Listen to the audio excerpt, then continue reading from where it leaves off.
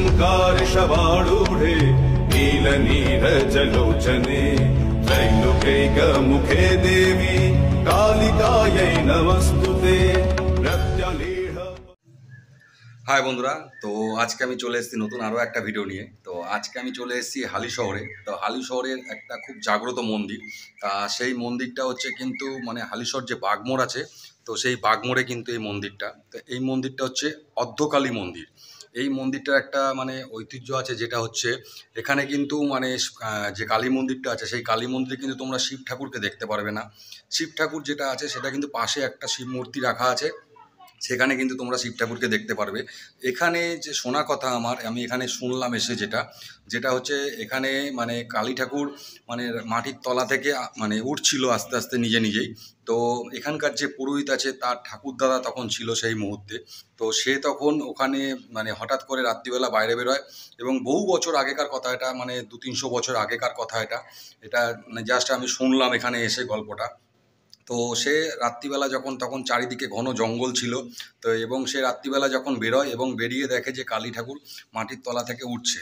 তো সেই মুহূর্তে সে যেহেতু দেখে নিয়েছিল, যতটা উঠেছিল মানে বুক পর্যন্ত উঠেছিল, তারপরে সে দেখে নিয়েছিল বলে তারপরে কিন্তু আর এই ঠাকুর উঠতে পারেনি। তো সেই জন্য কিন্তু এই জায়গাটার নাম হচ্ছে অর্ধকালী মন্দির। মানে সারা পশ্চিমবঙ্গ বলো, সারা ভারতবর্ষ বলো, যত জায়গায় যত কালী মন্দির আছে সব জায়গাতে কিন্তু মানে কালী ঠাকুর এবং শিব ঠাকুর একসাথে আছে। কিন্তু এখানেই একটা ডিফারেন্স জায়গা, যেটা হচ্ছে এখানে কালী ঠাকুর কিন্তু অর্ধেক, আর অর্ধেক বডি যেটা আছে মানে কোমর থেকে যে পা পর্যন্ত, সেটা কিন্তু এখনও মাটির তলাতেই রয়ে গেছে, সেটা কিন্তু আর ওপরে উঠতে পারেনি। তো আজকে আমি তোমাদেরকে নিয়ে এসেছি সেই মন্দিরে দেখানোর জন্য যে এই মন্দিরটা কীরকম। তো তোমরা এই মন্দিরটা দেখলে বুঝতে পারবে, খুব সুন্দর একটা মন্দির।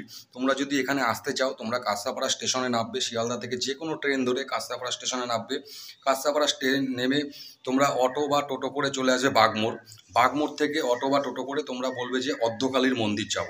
তো এখানে আসলেই কিন্তু তোমরা চলে আসতে পারবে।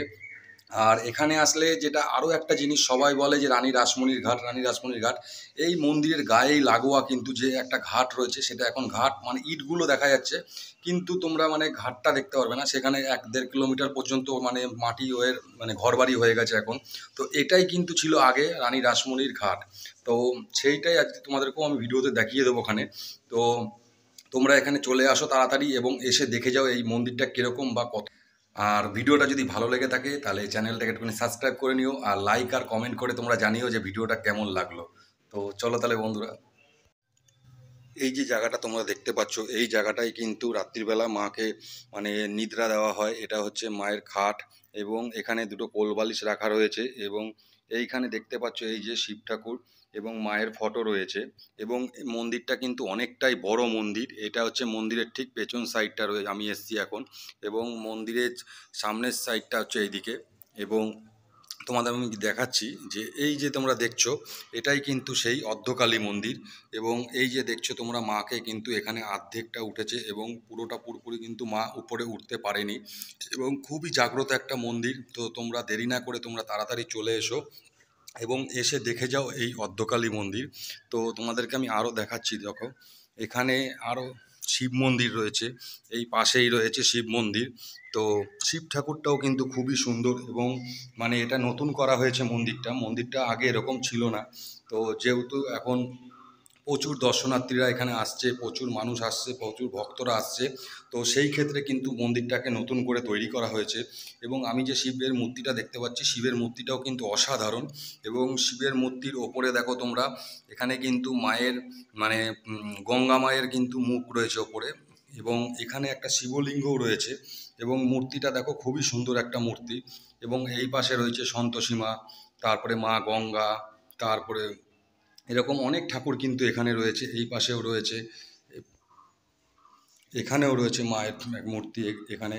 তো তোমরা দেখতে পাচ্ছ মন্দিরটা কিন্তু খুবই সুন্দর একটা মন্দির। তো তোমরা দেরি না করে তোমরা তাড়াতাড়ি চলে আসো এই মন্দিরে এবং এসে ঘুরে দেখে যাও। তো তোমাদেরকে আমি আরও দেখাচ্ছি, চলো তাহলে আমার সাথে। এবং এই যে তোমরা দেখতে পাচ্ছ, এইখানটাতে কিন্তু রয়েছে জগন্নাথ দেবের মন্দির, এখানে জগন্নাথ রয়েছে এবং সেখানে নারায়ণ শিলা রয়েছে, শিব ঠাকুর রয়েছে এখানেও, এবং এখানে রাধাকৃষ্ণ রয়েছে, এখানে জগন্নাথ বলরাম সুভদ্রা রয়েছে। এবং যেহেতু আজকে সরস্বতী পুজো, এখানে কিন্তু সরস্বতী পুজোরও আয়োজন করা হয়েছে এবং সরস্বতী ঠাকুরও কিন্তু এখানে রয়েছে। তো তোমরা দেখতে পাচ্ছ মন্দিরটা অনেকটাই বড় মন্দির এবং খুব সুন্দর মন্দির। যেহেতু আজকে সরস্বতী পুজো, তাই মন্দিরটা একটু ফাঁকা রয়েছে, লোকজন নেই, এই জন্য আমি ভিডিওটা ঠিক মতন করতে পারছি। নাহলে কিন্তু এখানে সবসময় মানে লোকজন ভিড় থাকে, এবং মানে শনিবার আর মঙ্গলবার কিন্তু বেশি করে এখানে লোক আসে এবং ভিড় হয়। তা এই যে দেখো, এখানে এইটাই হচ্ছে কিন্তু সেই অর্ধকালী মন্দির। এবং এই যে মাকে দেখতে পাচ্ছ তোমরা পুরোপুরি, যে এখানে কিন্তু মা কিন্তু অর্ধেকটা উঠেছে, এখানে কিন্তু পুরোপুরি মা উঠতে পারেনি। তো তোমরা দেখতে পাচ্ছ সেটাই। আর তোমাদেরকে আমি দেখাচ্ছি, চলো আরও ওদিক নিয়ে গিয়ে বাইরে, যে বাইরেটা কীরকম মন্দিরের।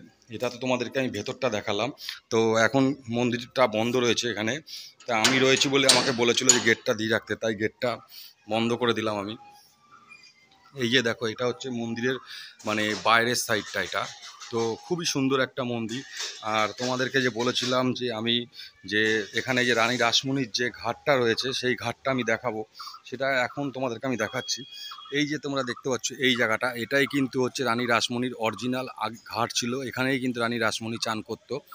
আর এটা কিন্তু এখন দেখো দূর দূরান্ত পর্যন্ত কিন্তু মাঠ হয়ে গেছে এবং ঘরবাড়ি হয়ে গেছে, তার পাশেই কিন্তু রয়েছে গঙ্গা।